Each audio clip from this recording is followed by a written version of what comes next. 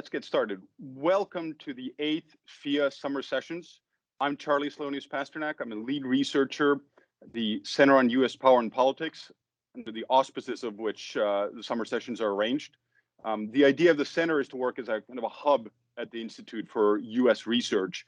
We have a 5-person core staff, a couple of visiting fellows every year who are funded by the ERCO Foundation. Thank you to them. And the idea originally for the summer sessions was just to get a lot of people with an academic, policy, other research, business backgrounds together to exchange ideas. And so hopefully we'll continue that. So far, we've had 2 panels yesterday, 3 today. And today's panel certainly covers what I would say is probably the hot button issue in global politics, so Indo-Pacific area.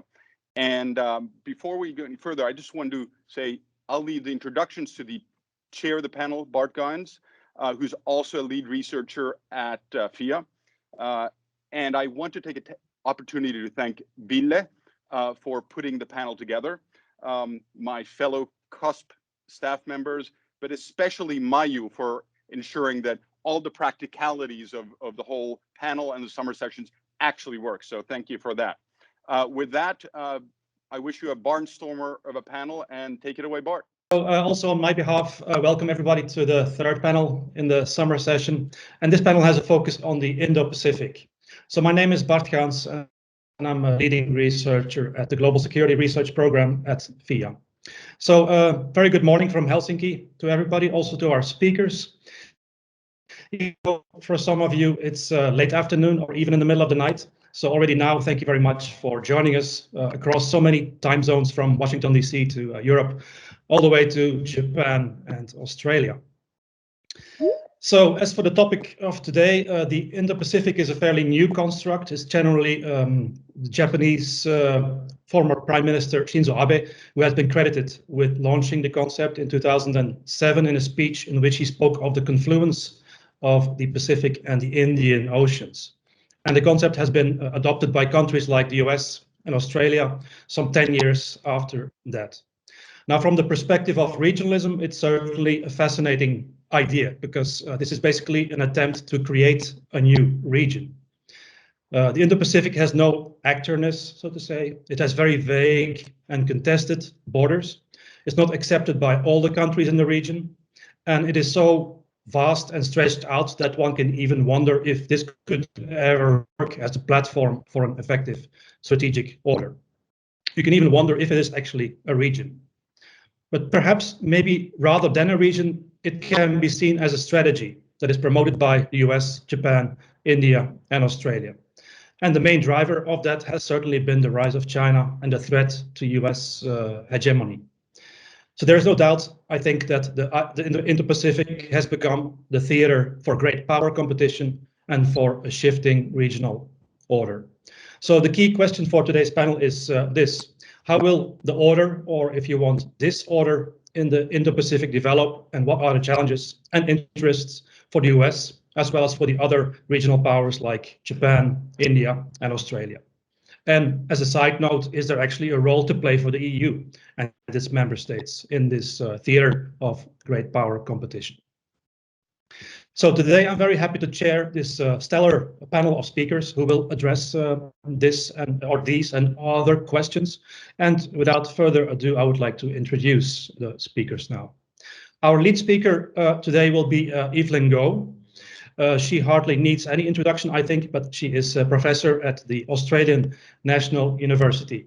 And she is very well known in the academic world as a foremost expert on East Asian international relations and security, on US-China and China-Japan relations, but she is also a leading thinker on IR theory and security studies.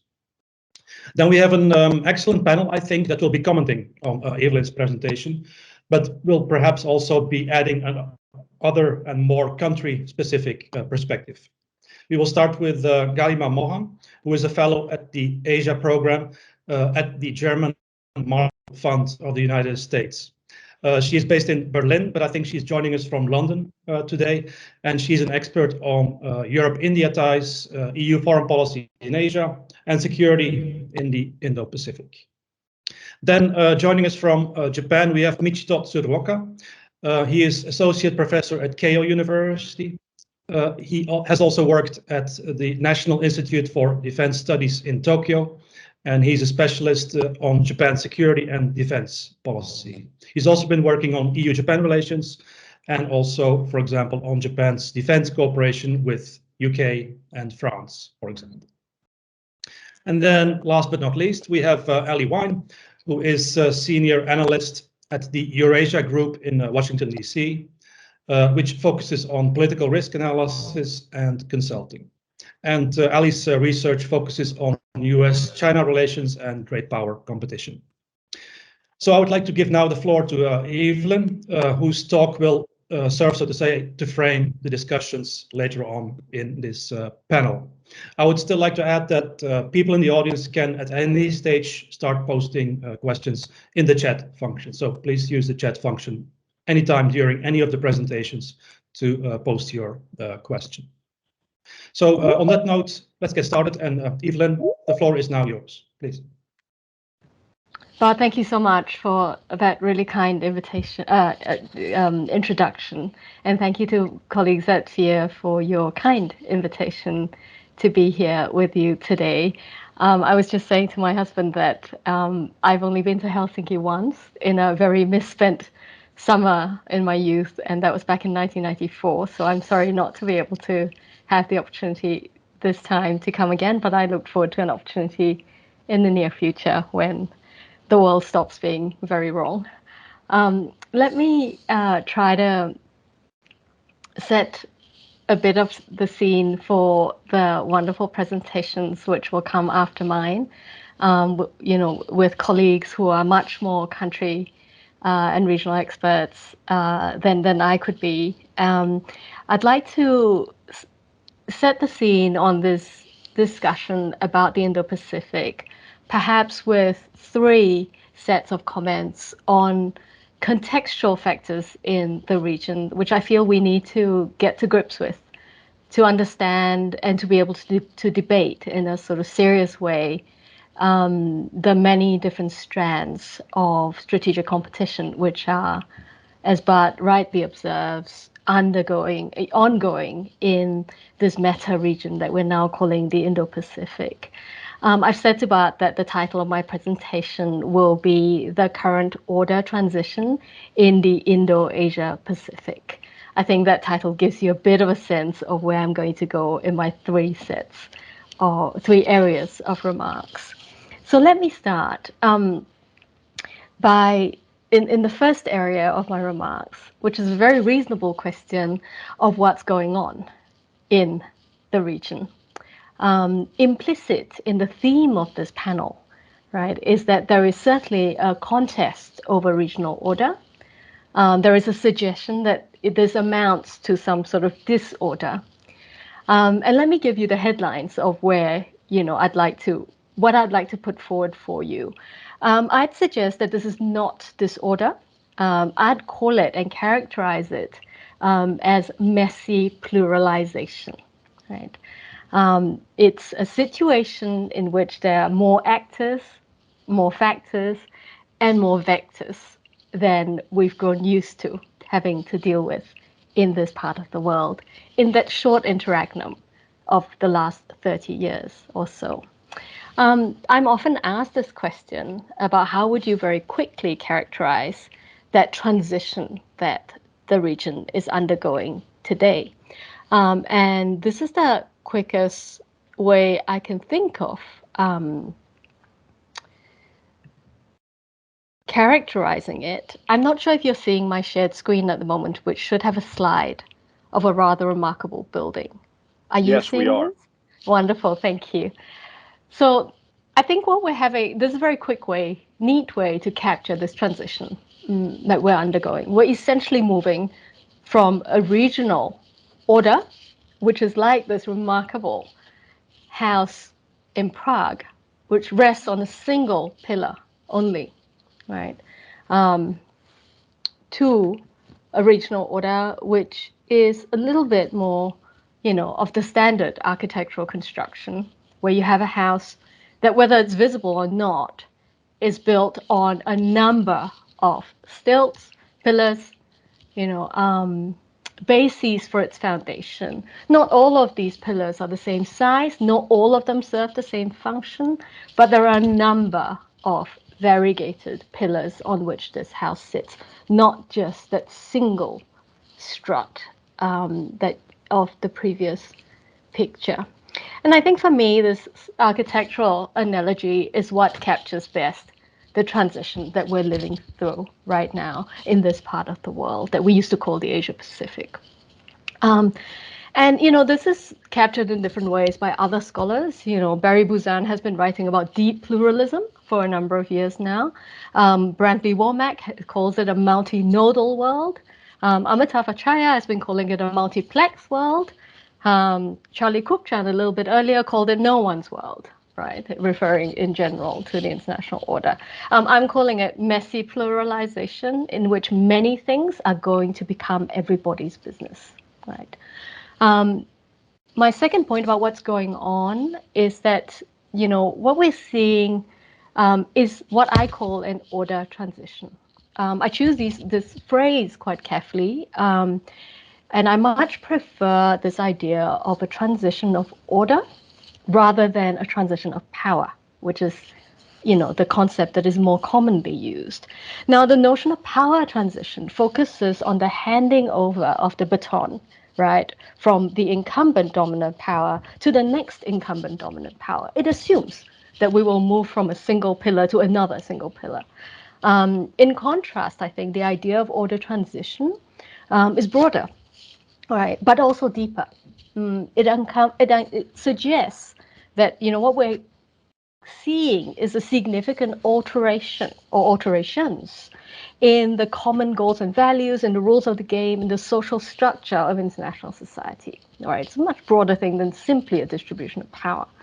And order transitions, importantly, may or may not involve wars, but they always entail normative changes that result from bargaining and from negotiation, right? This means that we're not going to wake up one day and find ourselves in a brave new world overnight, right? It means that it's going to be messy and negotiated. It's going to be drawn out and probably non-linear, right? This is what I'm trying to capture with that idea of an order transition. So what's going on? Order transition, messy pluralization. Second area of focus that I'd like to put before you. Quite important, I'm half a historian by training, so I'd always like to know where we've come from in order to know what has changed. So my second area of focus is, what was the status quo ante, right?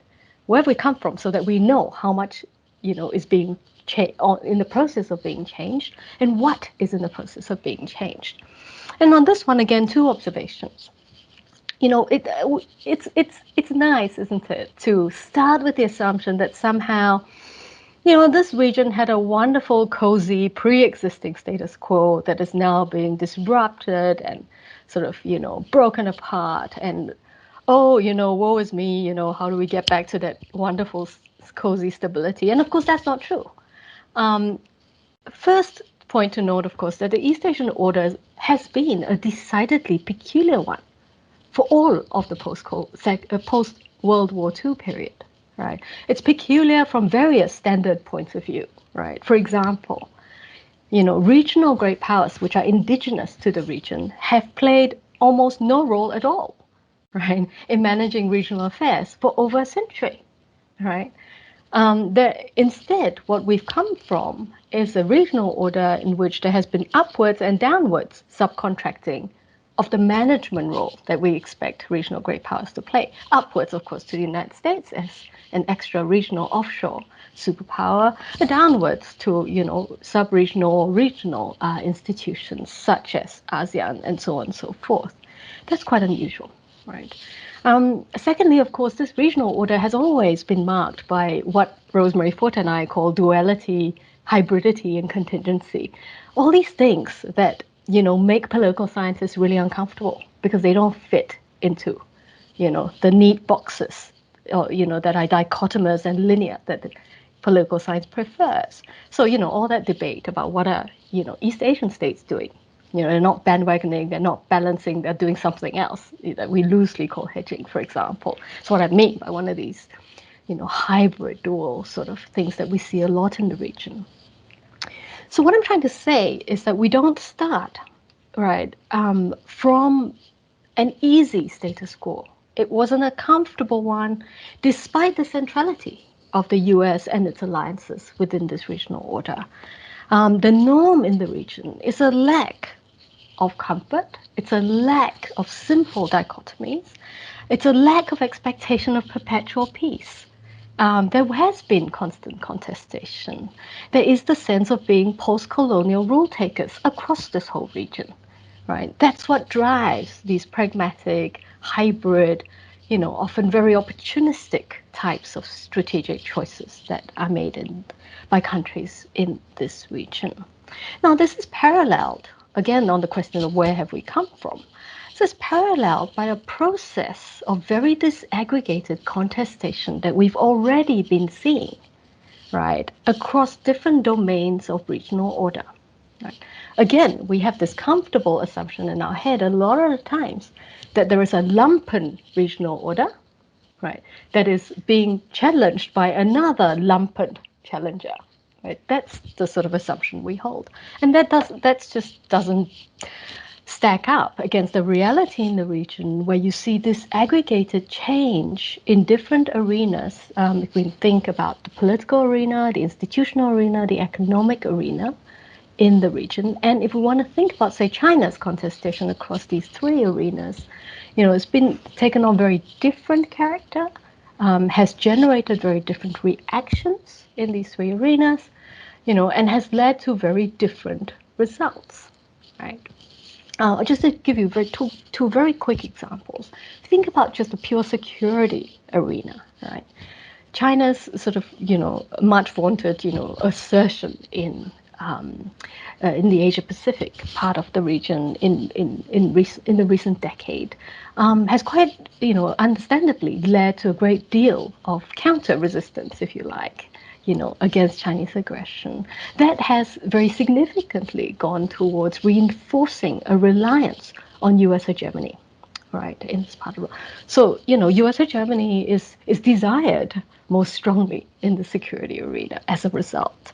But if you think about the economic or financial arena, our starting point, is an order, a global economic or global financial order, which has been much more diffused and fragmented in terms of authority and governance to begin with, in which there has been no hegemonic order, for a long time.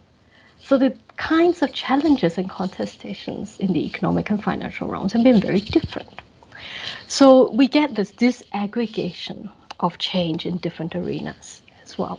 Now, let me move swiftly to my third set of points I want to put on the table, which is how does the Indo-Pacific, therefore, feature in this order transition that I'm describing to you. Very briefly, my proposition is that the Indo-Pacific is what I call a strategic imaginary, right? All strategy, at the end of the day, begins with an act of imagination, right?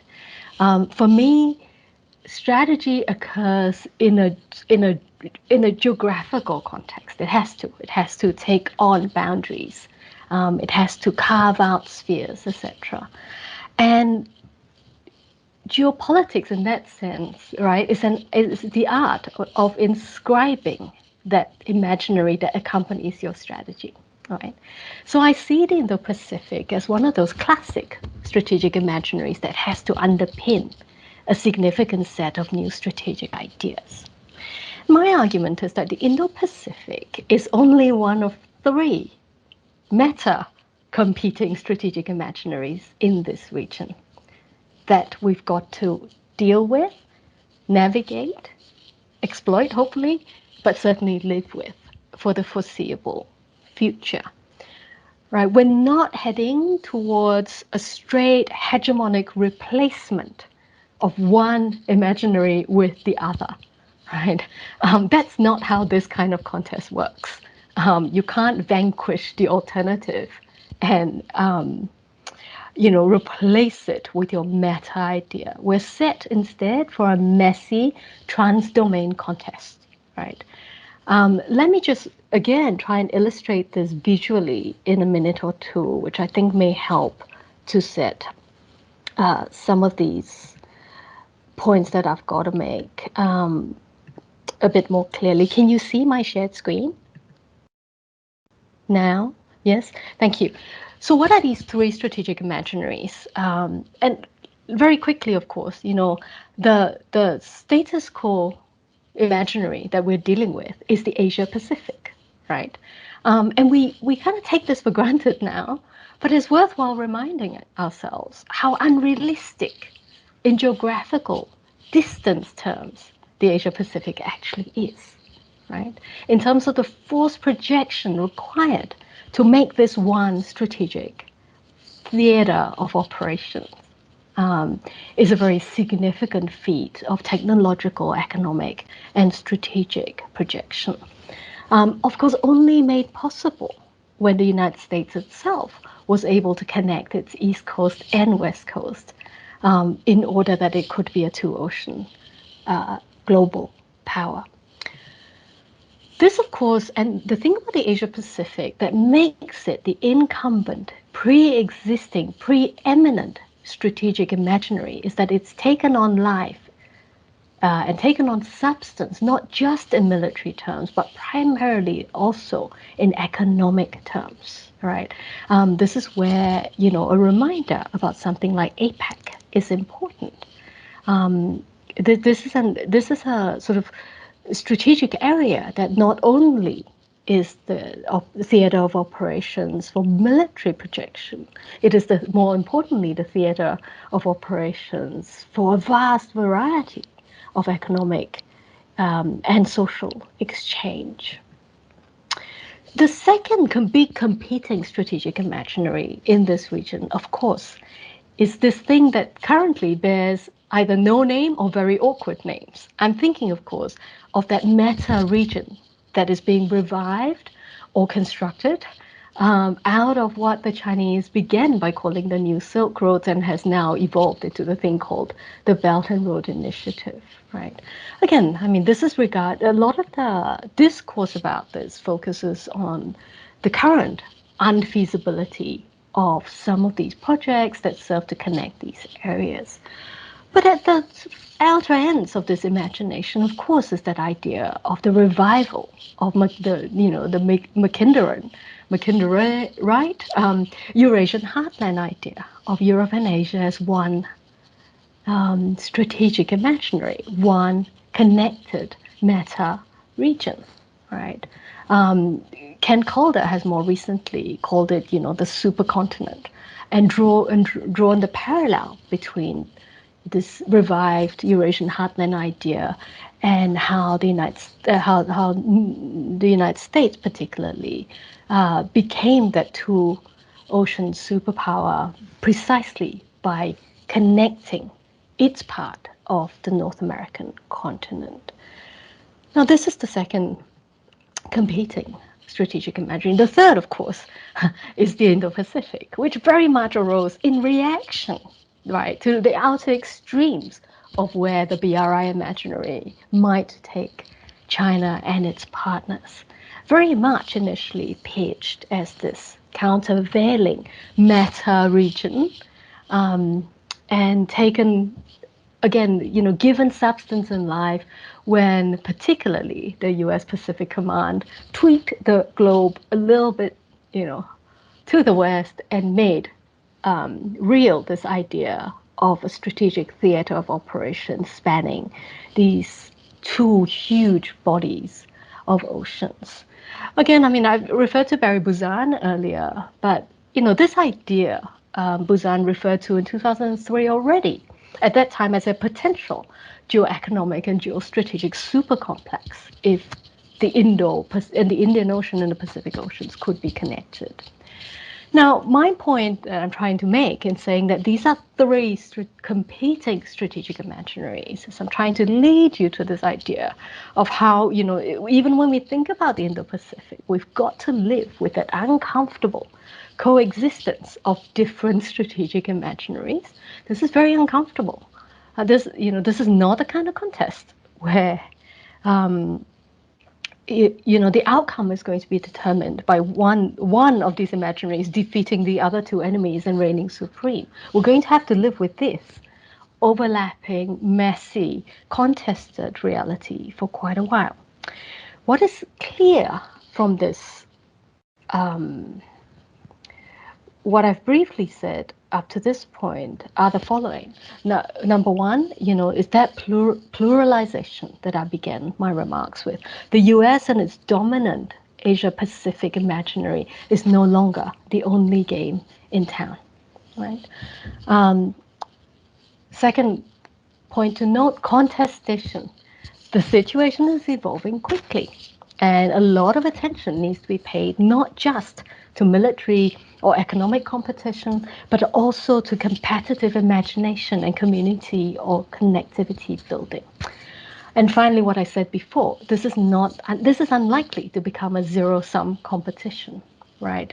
And the questions that we've got to ask are more likely to have to turn on how to optimize benefits, how to negotiate mutual limits to this competition, how to leverage coexistence of these rivaling imaginaries and initiatives, and so on and so forth.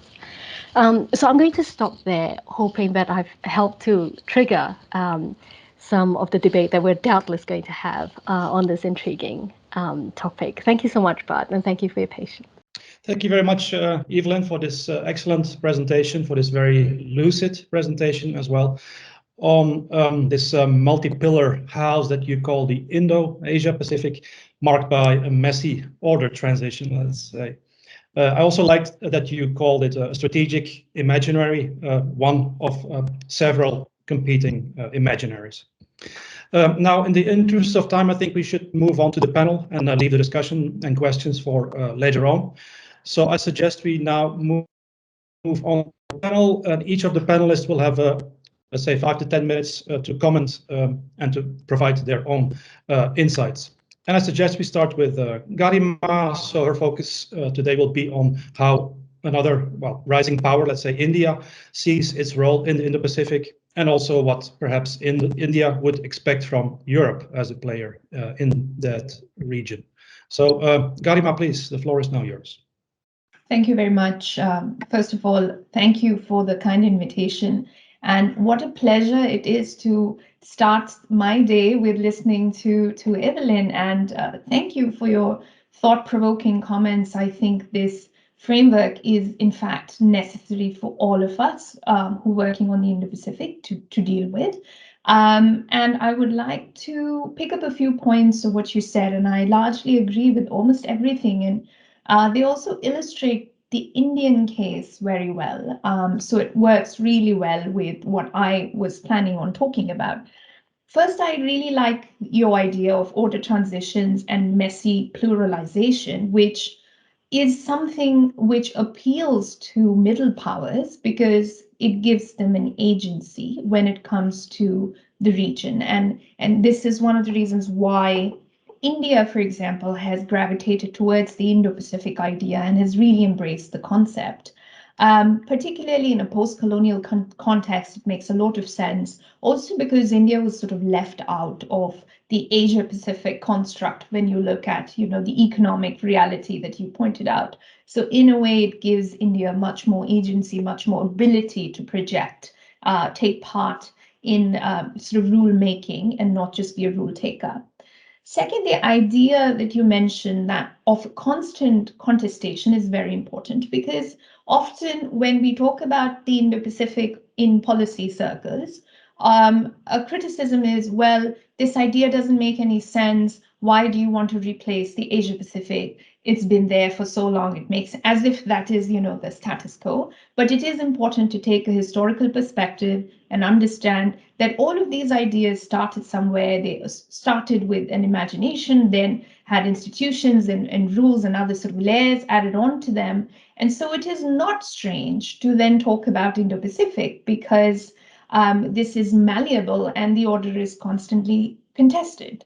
I think this is a really good framing when we come to understanding how India sees the Indo-Pacific.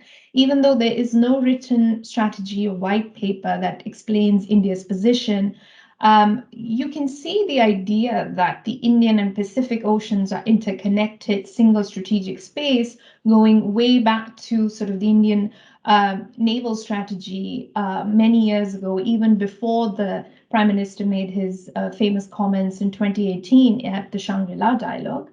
And I think India's vision is based on two main ideas. One, that the Indian and Pacific Oceans constitute a single strategic space. So what happens in the Pacific will have an impact on the Indian Ocean, and that the maritime domain is increasingly emerging as a theater of competition and cooperation. And now this vision of the Indo-Pacific comes from very sort of factors that are looking inwards for India. Number one, China's influence, as you mentioned, a competing strategic space idea with the Belt and Road Initiative, particularly the Maritime Silk Road, which brings China's influence outside of East Asia into South Asia, which is India's domain, and beyond, and even Europe. So that has in many ways shaped how India is behaving in the region, but also outside the region. Secondly, is this what India sees as an inability of current institutions and regional arrangements to deal with newer challenges. When it comes to either sort of maritime law, new powers asserting themselves, of course, the contestation on the India-China border, which has sort of really been left to India to deal with. And those are examples where India feels that, yes, the current order is not good enough. And third is, I think, ties back to your point and leads us to the middle power agency question. India's own influence and capabilities have increased over time, and therefore dealing with East Asia doesn't seem like a faraway thing. But it's also important to note that in a lot of other countries' Indo-Pacific strategies, including Japan, Australia, and the United States, there is a prominent role assigned to India. So in a way that reinforces the Indian policy decision as well to engage or come on board the Indo-Pacific concept. This has, of course, moved beyond just strategic imagination in the case of the Indian elite, and has permeated a lot of policy choices that India has been making, which includes sort of deepening bilaterals and partnerships with countries previously perhaps not worked on, like Japan. Australia has really been revived, but also Indonesia, Vietnam, South Korea. That's very interesting, where India is sort of turning when it comes to its foreign policy focus.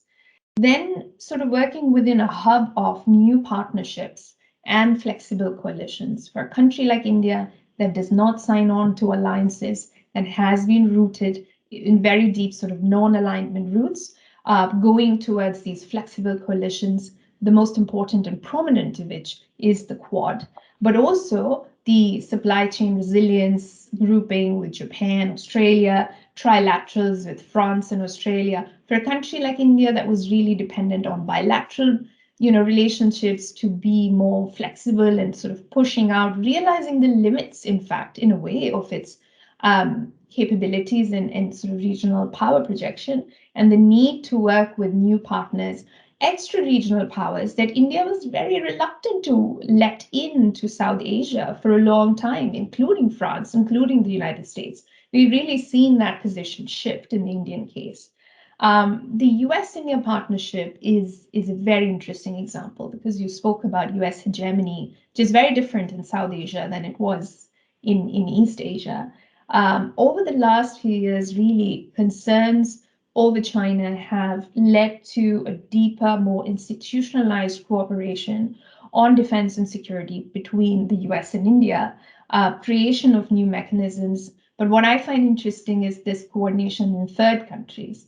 In India's own neighborhood, Indian Ocean island spaces, where India was very reluctant to let non-extra-regional powers in, but now is sort of trying to work more with the United States. Doesn't mean that India has changed its position. For example, when it comes to cases like sovereignty in Diego Garcia, it's clear that India will side with, stay in its sort of post-colonial context, at the same time trying to work more and more with Japan, with the United States, and that's very interesting. It really shows a paradigm shift in Indian foreign policy, and a real embrace of the Indo-Pacific idea, even though there are often criticisms that there's no written policy position, but in terms of how India situates itself in the world, we really see that. In the interest of time, I would really like to speak a little bit now on Europe, because that again fits with this idea of, for Europeans who are interested in the Indo-Pacific, of course, from the position of a regional player like India, there is again this tension. Of course, there's a tension with Europe in the post-colonial context where you're sort of reluctant, and there are questions about what can Europe really do, and they're coming into crowded waters already, and do we want more extra-regional players work in the region, at the same time and understanding that Europe has a stake in the region as well, given the amount of trade, exports, economic dependence, also influence in different ways that Europe exerts. And so the debate in European capitals has been observed with a lot of interest in India. There's, of course, a little bit of tension as well, because I guess what Europe brings to the table is how it will be received in the region. It will have to clarify very clearly what are its motives, how would you go about, who are your most important regional partners, how do you increase coordination with them, which might then lead to cooperation at the end of the day. But I think the most important part for any extra-regional player coming into the region is, for countries like India, is how would it help in deliverables, in delivering public goods, because that is where the competition sort of boils down to, is can you provide countries alternatives that would sort of help with this contestation. Right now, we have China delivering a lot of public goods in the region when it comes to infrastructure investment, for example, economic investment, for example, even vaccine diplomacy. So the Quad Vaccine Initiative was a really great step in this direction from the perspective of countries like India, because that allows you to provide public goods, and that makes the contestation beyond just rhetoric and norms and talking about, players that follow the rules versus players that don't follow the rules, to actually how do you create a new order? What would it actually look like? And I think these would be the questions for Europeans as well as they come in. What do you bring to the table? How can you use your influence and sort of technology abilities, etc., in helping to create rules in like strengthening institutions that the EU, for example, quite often talks about.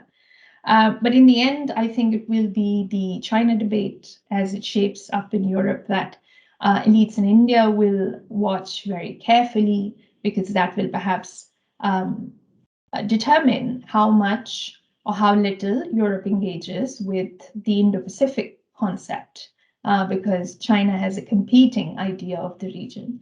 And we will have to see where Europe actually signs on to. And I'll stop here. Thank you very much. Thank you, Garima. Thank you for introducing the India perspective. We had a session yesterday on strategic autonomy. And I think that's a concept that also has been very important in Indian foreign policy. So it's very interesting to see how India is jockeying for its own position in this Indo-Pacific construct between US and Japan and Australia on the one hand, and China on the other. Thank you also for drawing our attention to the maritime domain. I think the maritime dimension is key to the Indo-Pacific. And lastly, thank you also for introducing some kind of a European perspective or a role for Europe, and the importance of especially the China debate in that. Let's now move on to Michito, who will introduce the perspective from Japan and discuss Japan's challenges and interests in the Indo-Pacific. Please, the floor is yours. Okay, thank you very much. Thank you very much for the invitation. I've been very much looking forward to this conversation. Yes, dear, I'm supposed to give Japanese perspectives on these discussions, and also I was quite impressed by the Evelyn's presentation on the strategic imaginaries, particularly. So the status quo imaginary, yes, that's still many Japanese are dreaming of. So they're still thinking about, to be quite frank, we are still sort of trying to stick to good old days type of status quo imaginaries, where the US-Japan alliance is much stronger than China, and the economic prosperity guaranteed by the US presence, and this kind of more simplistic and comfortable world. So yes, now many Japanese are talking about Indo-Pacific, free and open Indo-Pacific, but to be quite frank, whenever they talk about Indo-Pacific, still they are thinking of Asia-Pacific. So it just be a change of terminology. But whether the substance has really changed or not, I'm still very skeptical. So yes, the Indo-Pacific is a fashionable term, but still we are, I think our sort of a scope of our interest is much narrower than what the term Indo-Pacific suggests. And also the transition of order, that's quite a great characterization of what we are seeing. And based on that, I think one of the things I've been thinking about is that is the divide between economic order and security order in this region. So yes, this is something that many people have been talking about for many years, but now this sort of a distinction or dichotomy between economic order and the security order, I think it's becoming more important and more difficult to address. Because if you look at the security side of the order, yes, the seen from Japan, there's no alternative to the US-Japan alliance. So there's no plan B. There's no realistic plan B. And so in the face of the rise of China, yes, the strengthening the alliance with the United States is the only conceivable option for the government. Yes, some people argue that this is just a lack of imagination. That could be true in the long term, but still, this is a reality, and this is a sort of a consensus in the foreign security policy community in Tokyo. And to add to that, now the more strategic partnership with Australia or other like-minded countries, and here the Britain or France come in. So how we could make use of these new emerging strategic partnerships. I think it's something that we will have to think more about, and the importance of which it's certainly increasing in the coming years. But if you look at this economic side of the things, what is quite interesting is that Japan has been taking more lead on the economic domain. For example, the Japanese were quite shocked or disappointed by the Trump administration's decision to leave TPP on the very first day of Mr. Trump in office. So but Japan didn't give up TPP, and then came up with working with Australians and others. They succeeded in making a CPTPP, sort of a new TPP 11 without the United States. So that was quite, I think, remarkable leadership role. That was, I think, quite difficult to imagine 10 years ago or 20 years ago. So it's quite ironic that the national power of Japan, in terms of GDP, has been declining quite a lot over the past 10 years, 20 years. But the sort of political or foreign policy initiative has grown up So perhaps mainly thanks to the Prime Minister, the previous Prime Minister, Abe. So he was in power for a long period of time by Japanese standard. And he was really, truly, personally committed to foreign security policy. That was quite unusual, I should say, in a post-war Japan. So whether this sort of a free and open Indo-Pacific initiative or CPTPP thing, whether this sort of a more activism on the Japanese side is going to continue or not, that's a huge question. Because Prime Minister Suga, the current Prime Minister, has been talking a lot about FOIP, continuation of the free and open Indo-Pacific initiative, but the people are quite skeptical about to what extent we can allocate our resources to the areas beyond the immediate neighborhood of Japan. So this is I'm personally not quite optimistic about the future of a Japanese initiative or the leadership role in order making in the region. So this sort of a parallel world of economic order and security order. So now in face of China, now our question is, of course, on the one hand, we want to maintain good economic relations with China, but at the same time, how we could address security and military challenges from China. So maintaining good relations with China in security, in trade and economy, but at the same time, maintaining strategic alignment or strengthening strategic alignment with the United States.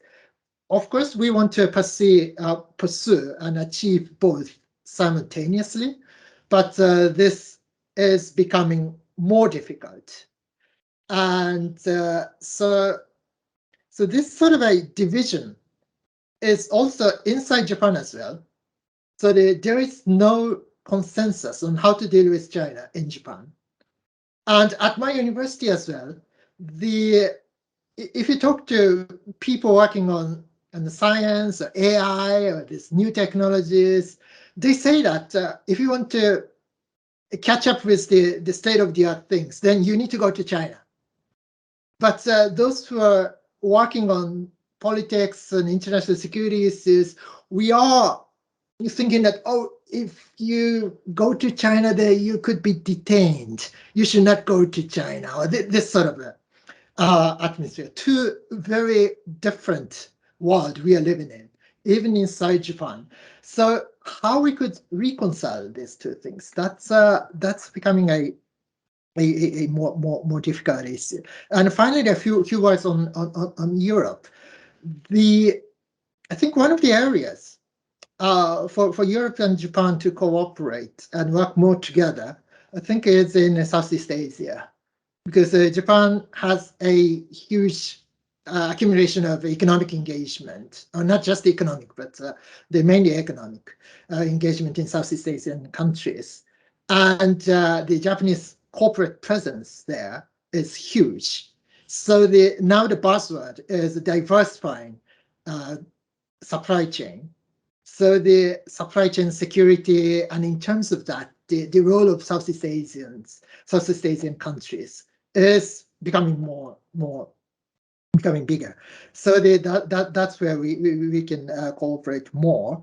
And as for security terms, we should not expect too much of the EU in doing hard security things, because of course the capacity building or the soft new security agendas, yes, that's what the EU is very much eager to do more. But when it comes to more hardcore things, we should look at individual countries, and particularly, of course, the UK and France. So the UK Carrier Strike Group is about to arrive to Japan in a few weeks' time. So this is a quite impressive show of force, and France is also in this region, so resident power. So and German frigate is coming as well. So in the UK Carrier Strike Group, there is a Dutch frigate as well. So the individual countries are making their own efforts. So And that's very much welcomed in the region, particularly in Japan, or particularly in the US allies and partners in the region, because there are many of such European countries are also US allies, so part of NATO. So this is I think this is about adding a new layer to what the alliances are doing in this region, US-Japan Alliance and the US-Australia Alliance. So we can plug in those European contributions, European engagement to what we have been doing together with Americans in this region. So this sort of the ensuring synergies, I think it's something that we need to think about in the coming years. So thank you very much.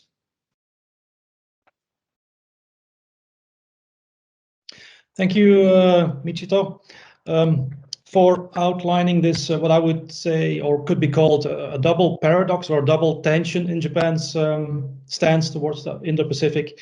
Like I said at the beginning, Japan has been credited for launching the whole idea. Former Prime Minister Abe, in his book, Towards a Beautiful Country, he at some stage said that in the coming decades, the Japan-India relationship will become much more important than the US alliance. So you have that kind of rhetoric, but then as you outlined on the ground, there is no alternative for now to the US-Japan alliance, and the focus will remain on the Asia-Pacific. That I think is a first kind of paradox or tension. And then a second one would be between the economic order on the one hand and then the security order. As for economy, Japan is much more active, whereas when it comes to the security order, there is the China factor, and it's posing a huge challenge to Japan. And then finally, thank you also for emphasizing the role of individual countries in Europe rather than the EU as such in the maritime domain, especially in the Indo-Pacific. So now I'll give the floor to Ali, who will discuss the US angle on the Indo-Pacific. So Ali, will the US pivot or rebalance towards the region that was already launched in 2012, I believe? Will it now finally materialize? Please. Well, Bart, thank you very much, and thank you for the kind invitation. It is a little bit early in Washington where I am, so I apologize in advance for any incoherence. So before getting to the U.S. perspective, I just wanted to say I was frantically jotting down notes while Evelyn was presenting, while Garma was presenting, and while Michito was presenting, and I just wanted to spotlight a couple of my key takeaways from the just three really superlative presentations. I mean, Evelyn, I thought you just did a masterful job of laying out not only the Indo-Pacific, but the Asia-Pacific, the Belt and Road Initiative, this kind of clash or kind of ongoing contestation between three strategic imaginaries. I feel that so much of it was just a real breath of fresh air analytically. I think a lot of the discussion about the Indo-Pacific, I think people sometimes use it as shorthand for China. So when we talk about U.S. policy towards the Indo-Pacific, it's often kind of reduced to U.S. policy towards China, and I think that reductionism is really misguided. Your emphasis on messy pluralization, duality, hybridity, contingency. So I think really exhorting us to think about competing strategic imaginaries, exhorting us to think about the agency that middle powers have in this evolving contestation, I think, and really portraying, and also the emphasis on an order transition as opposed to a power transition, which I think is absolutely right. I think, again, and I say this as someone who's based in Washington, there's a lot of fixation on, is there going to be a power transition between the United States and China? And I think that narrative, again, it's misguided and it's reductionist, and I think the Euro concept of an order transition is really much more on the mark. So just thank you just for really just such an enriching opening presentation. Garima, same. Your emphasis on the agency of middle powers and talking about how India is really asserting its influence. It wants to prize its strategic autonomy, but it's deepening its relations with the United States. It's figuring out how to deepen and develop its economic ties across the Indo-Pacific. I really like your emphasis, and this is something I'll talk about as well. Your notion of, or your discussion on the deliverance of public goods, and you talked about how, to the extent that the European Union and member countries will be welcomed as they too try to pivot or rebalance. I don't know exactly what the terminology is these days, but to the extent that they try to pivot or rebalance to the Indo-Pacific, they'll be judged on their deliverance of public goods, and I think that's exactly right. And then Michito, you posited this dichotomy between economics and security, which I think is absolutely right, and I think that balance is going to be increasingly difficult for many countries to strike, but I think that for that reason, they are going to fervently try to strike that balance. And also to echo Bart's comment, I think it is kind of paradoxical that I think that Japan is widely credited for having introduced the notion of a free and open Indo-Pacific into our analytical lexicon, and yet your remarks make clear that Japan itself has some reservations about promulgating that concept. So it's hard to follow the three of you. I'll do my best and talk a little bit about what I think are some perspectives from the United States.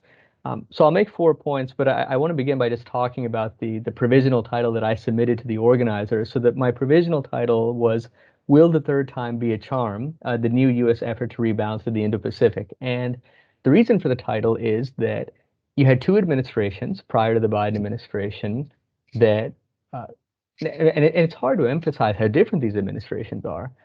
Both the Obama administration and the Trump administration, obviously, they had very different foreign policy inclinations. President Obama and President Trump personally had very different dispositions. They had very different attitudes towards the post-war order, towards multilateralism, towards international institutions. And the reason that I enumerate those differences is to emphasize how striking it is that nonetheless, one of the through lines was, we need to end what they called forever wars. We need to rebalance away from the Middle East and towards what was then the Asia-Pacific, which is now increasingly called the Indo-Pacific. So you had two administrations that were very different, and yet they both avowed the necessity of rebalancing, and they both struggled. One of the reasons they both struggled was they were distracted by crises outside of Asia. With the Obama administration, I believe it was almost immediately after the Defense Department announced that the Pentagon will of necessity rebalance in the Asia-Pacific, almost immediately after that announcement, Syria began devolving into chaos. This is sort of circa early 2012. And then, of course, in 2014, you have a really seismic trigger in Europe, namely with the Russian incursion into Ukraine and then subsequently its annexation of Crimea. So those two events put a lot of pressure on the Obama administration to rebalance away from its rebalance and kind of focus again on traditional areas of concern, the Middle East and Europe. The Trump administration similarly came into office wanting to focus more on Asia, found itself beset by crises outside of the theater. So it's a way of saying that the Biden administration, it wants to be the administration that finally oversaw a rebalance of U.S. foreign policy away from the Middle East and towards, whether you call it the Asia-Pacific or the Indo-Pacific, to use Evelyn's notion of strategic imaginaries.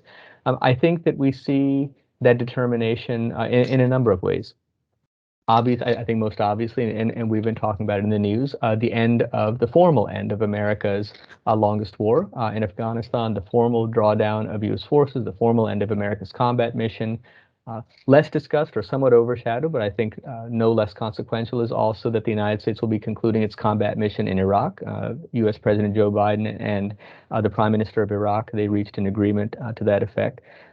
So the conclusion of America's combat operations in Afghanistan and Iraq, I think it's an important marker. We see a lot of determination, I think, in President Biden's speech that he gave recently announcing the official end of the war. But there are other signals. If you look at the White House's Interim National Security Strategic Guidance, it lists 3 regions of priority importance for the United States. Number 1, it's the Indo-Pacific.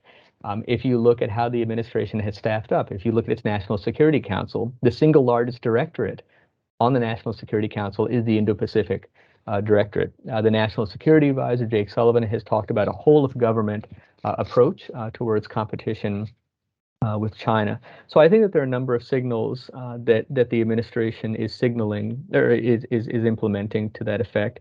And the Biden administration, of course, it regards the management of China's resurgence as its foremost strategic challenge. And I think that its thinking is that in ending these combat missions in the Middle East, it'll free up strategic bandwidth to allocate to that challenge. So that's point number 1, is that the Biden administration wants to make the third time a charm and actually get the rebalance right. The second point, and it's already come up in a number of the presentations already, is It's difficult to overstate, I think, from a U.S. perspective, the centrality of elevating the Quad, not only in terms of U.S. foreign policy in Asia, but U.S. foreign policy generally. So globally, the administration has said dealing with China's resurgence is our most important strategic challenge. The Indo-Pacific is our priority strategic theater, and within that, the Quad really has assumed center stage. I think it's not an accident that the first foreign leader to visit President Biden in person at the White House was the Prime Minister of Japan. I don't think that decision was accidental. I think that the Biden administration was looking to telegraph very early on its elevation of the Quad, its emphasis on restoring the centrality of the U.S.-Japan alliance. And many observers, I think myself included, I say this with some measure of chagrin, given how much progress the Quad has made just in the intervening 2 years. There were some observers who felt that the Quad was kind of muddling through, it was kind of stumbling along, it didn't really seem to have kind of a defined vector. And I think that China's kind of pandemic era, so-called wolf warrior diplomacy, has given it a new lease on life. I think if you look at China's deepening authoritarianism at home, if you look at its coercive diplomacy in its near abroad during the course of the COVID-19 pandemic, it really has strengthened. It's compelled the United States, Australia, India, and Japan not only to bolster individually their defenses, but to strengthen security cooperation amongst the four countries, but to also expand their remit. And that's another point that I want to make. I think a litmus test for the Quad's resilience, and Garima, this gets to your presentation, is the extent to which the Quad will be able to transition from a grouping that I think for a long time has been defined by what it opposes, namely the kind of expansion of coercive Chinese influence. To what extent can it transition to standing more, or at least as much, about what it espouses, what it promulgates? And I think it's encouraging in that respect that the Quad has been focusing more on the provisioning of global public goods. So it's been talking about provisioning COVID-19 vaccines in Southeast Asia. It's been talking about getting more involved in standards setting to govern the use of emerging technologies. And so I think that the more that the Quad can expand its remit so that it's focusing not only on the contestation of China's influence, but also more on the provision of public goods, the more likely it is to prove resilient. Let me make two last points because I realize we're running up on time, so I'll try to be brief here. The third point, and I kind of already got at this, but I do think in much the same way that a key litmus test for the Quad will be its ability to provision global public goods, I think that similarly a key litmus test for the United States in this evolving contestation with China, I think will not only be the provisioning of global public goods, but really economic resilience. I think America's longstanding contributions to the Indo-Pacific Security Order are critical. They will remain critical, and I think they will grow increasingly critical, not only to uphold freedom of navigation and deter threats to Taiwan, but also to bolster the confidence and the psyche of member countries of ASEAN, to strengthen its ties with India, as India is now involved in embroiled in a heightened territorial dispute with China, as we saw play out about a year ago. But the fact is that the United States, if you look at its relative centrality in the region's economic evolution, that relative economic role is diminishing. And I think that it's concerning that the United States is not part of two of the core agreements that are shaping the region's economic evolution. It's not part of the Regional Comprehensive Economic Partnership, and it's not part of, Michito, you brought up CPTPP. I think on the one hand, credit to Japan. I think that it's really, really encouraging that America's withdrawal from the agreement didn't allow the agreement to collapse altogether, and Japan really grabbed the bull by the horns and made it happen. But it is concerning that you have these two critical agreements that are driving forward regional economic integration, and the United States isn't part of either of those. Now, I don't want to make it seem as if the only manifestation of economic engagement is trade agreements or investment agreements, but they are important. Not only for substantive reasons, but for signaling purposes. I think that for signaling purposes, when you are not present in core economic agreements, you do send a signal to your longstanding allies and partners that perhaps there are questions about your resilience and your staying power. And it feeds into a point that that worries me, recognizing that this evolving contestation is much more than the U.S.-China relationship. But I do want to emphasize a critical part of China's ability to exert greater influence in the region. It's not just about what it's doing militarily, economically, technologically.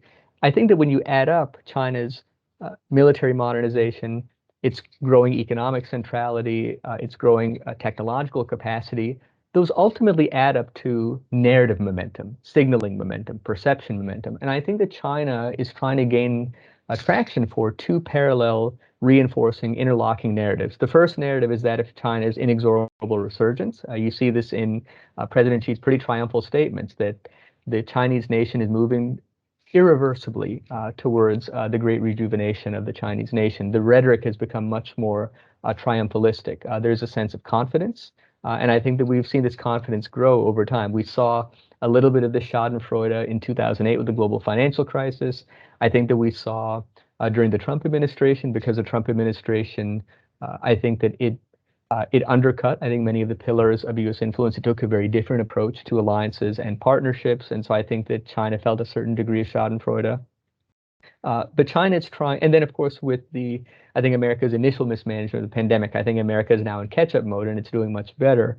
But I think that China is trying to gain traction for this sense that Beijing is inexorably resurgent, Washington is terminally declining.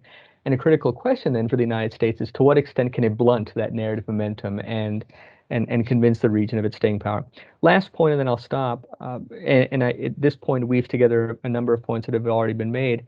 I don't think that we are going to see a neat, discrete power transition between the United States and China. I think that instead, the United States and China will obviously be two pivotal players in the region, but they're far from the only players. And it seems not only analytically misguided, but frankly, kind of insulting to ignore this whole panoply of middle powers, many of which, even calling them middle powers, seems somewhat derogatory. These are very, very formidable economies, very formidable militaries.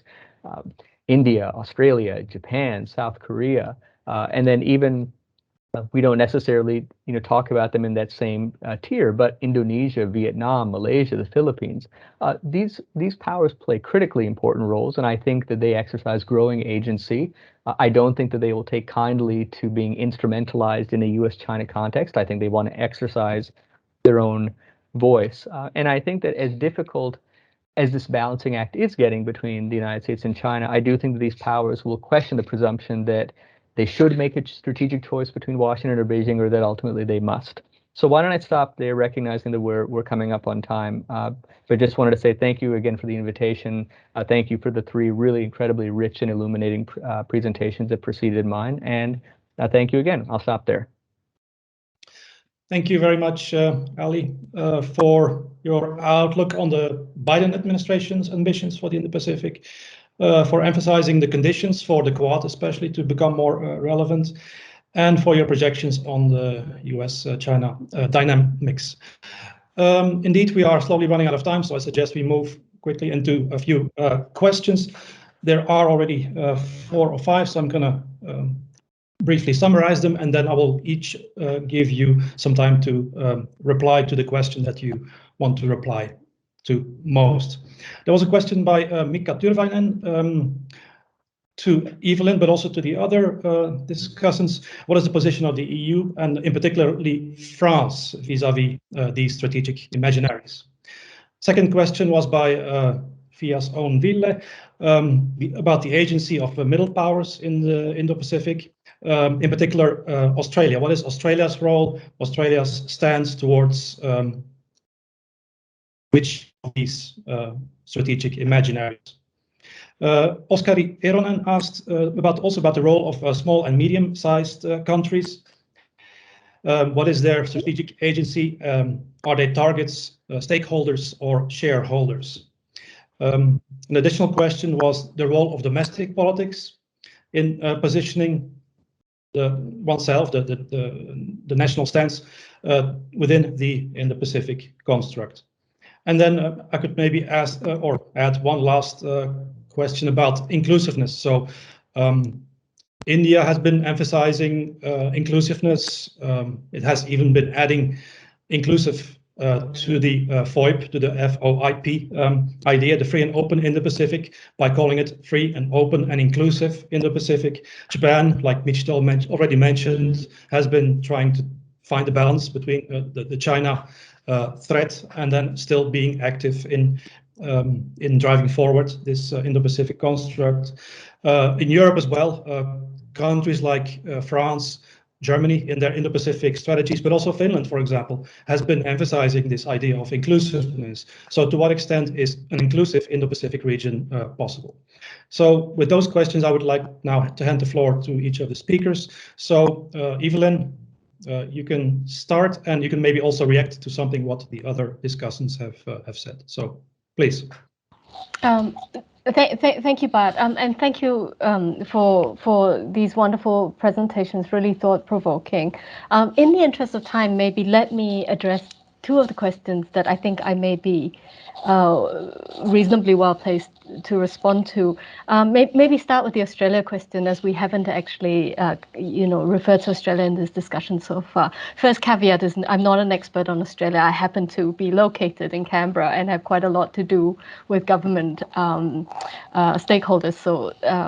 But I really speak as an amateur on this more than a specialist. I think, when we think about the Indo-Pacific imaginary, as I call it, Australia obviously comes across as the staunchest enthusiast for the Indo-Pacific idea since President Abe, and the reasons for that I think are quite interesting. The first, of course, is for Australia is peculiar in three ways. When we compare Australia to India and Japan, particularly, that have already been discussed, beautifully by Garima and by Mitch To in this panel. Australia, of course, is geographically peculiar. The Indo-Pacific, I think, is an imaginary that helps Australia to make the case that it belongs to some region, right? Because it sits apart in that very odd end of the world location that is not quite within Asia, but not really part of much else as such. So that's one reason for the enthusiasm. The other two reasons are that Australia, again, compared to India and Japan, it's very different starting points in terms of history, in terms of mindset. This is the white post-colonial, this is the white colonial hangover country that doesn't have the problem of Japan or India, right? In very, very close allied association with the United States. And so it runs very deep, and that sense of translating that into, the imperative of having to, at any cost, right, maintain U.S. preponderance and reliance in this region is very strong. It goes further than what Mitch To's characterized Japan, as having no plan B, right? Australia goes further than that. Plan B doesn't feature even as a thing, for that reason. And the third reason is economic. Again, Australia is peculiar when you compare it, particularly to other East Asian economies. It doesn't have the kind of, when it talks about supply chain security, it means totally different things, because its economic profile is entirely different from a country like Japan. It doesn't do the manufacturing. It simply buys the products, right? But it has that reliance on primary exports and so on and so forth, which arguably can find, if it were willing to accept lower profits, can find alternative markets than China, right? So for those peculiar reasons, Australia has been very, very enthusiastic about the Indo-Pacific imaginary. But would you like me to just say a couple of words about the small and medium states? But I'm happy also to just hand over to the other panelists. Please go on. Okay. I thought that was an intriguing question about the space for small and medium-sized countries exercising strategic agency within the framework of the Indo-Pacific. And the short answer to that, of course, is that there's been a great deal of agency. You only have to look at, say, the two cases of Japan. If we think about Japan as a middle power, I know not everybody does, and say the Southeast Asian states as a whole, ASEAN, and their responses and what they've been trying to do in terms of moderating, mediating, and shaping what the Indo-Pacific amounts to. They've tried to do it in very different directions. Right, Japan really has rolled back quite a bit within the Abe administration, even from the initial FOIP sorts of ideas, and has emphasized much more variety of sort of, looser, not so security-oriented themes, right? Mitchell will be able to talk about this much better than I can, but things like bringing in ideas of the PQI, the Partnership for Quality Infrastructure, into the Indo-Pacific kind of framework is one of those examples. ASEAN has taken a very different approach to this. It's basically tried to selectively incorporate the Indo-Pacific in a superficial way as an idea, but really having done that and issued essentially a white paper on this, then proceeded to ignore it and to cleave to the old Asia-Pacific kind of ideas.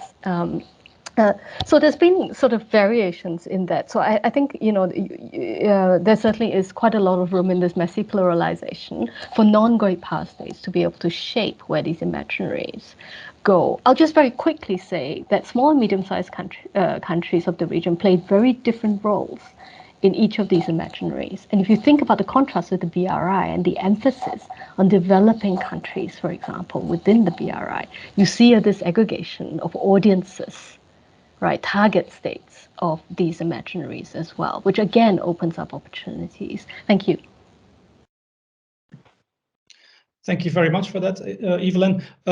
We have run out of time, but I'm not finished myself, so I think I can be a bit more loose in timekeeping. So we can maybe go a couple of minutes into overtime, and I'm still going to give the floor to each of the discussants. You each have maybe max 1.5 minutes to still chip in here. So Garima, please.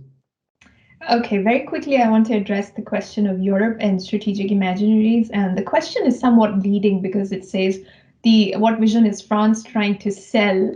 And I would like to draw that I've recently written a paper that compares the UK, France, German, Dutch, and EU approaches to the Indo-Pacific. And they're all very different, and they're all trying to claim, they try to define the region in distinct ways, claim their interest and stake in the region in distinct ways.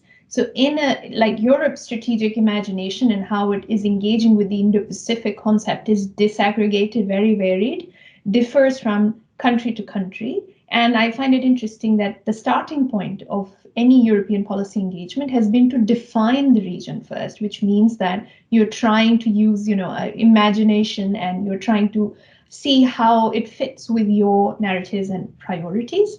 And I would encourage other member states as well to look at it in terms of their interests and how it can change. On the question of inclusive, yes, India has been talking about inclusive Indo-Pacific because it shares a border with China and does not want to take a very confrontational stance. Also does not want to slot itself neatly in one bloc or the other, which has always been the main idea of Indian foreign policy. However, with more and more tensions with China, aggressive behavior on the border, India is being pushed into taking stronger decisions, for example, more engagement with the Quad and military engagement with other powers. So the idea of inclusivity also depends as to the other powers, how much they want to accept your concept of inclusivity. The question of small, medium-sized states, I think South Asia is very interesting. Look at Sri Lanka, Bangladesh, Nepal, how they're neatly leveraging both China, India, United States, not siding with one country or the other. It's a really good example of small, medium power agency, but also how domestic politics is so messy and then also plays a part on all of these questions. Thanks. Thank you. Michito? Okay, thank you very much. 1 minute. Yes, the inclusiveness. Yes, that's really an important concept, but I would rather prefer flexibility, because the different countries are interested in engaging more in the Indo-Pacific region. Yes, that's something we welcome. But for us to accommodate newcomers, then we need to be flexible. So the Quad, yes, I'm a huge supporter of Quad, but what is good about Quad is that Quad is quite flexible. So we can cooperate with other countries. So 4 countries cooperating with other countries, or Britain, France, whoever, from Southeast Asia, of course, as well, or South Korea, perhaps that's also very much welcome. So this flexibility, I think, is the key. And also related to that is the importance of ensuring that there are always alternatives. So not only for infrastructure development, but also for security partnerships or economic or development partnerships, whatever. So it's really important that there are always alternatives. Yes, the Chinese are proposing various things, but even for example, in Cambodia, there needs to be other choices.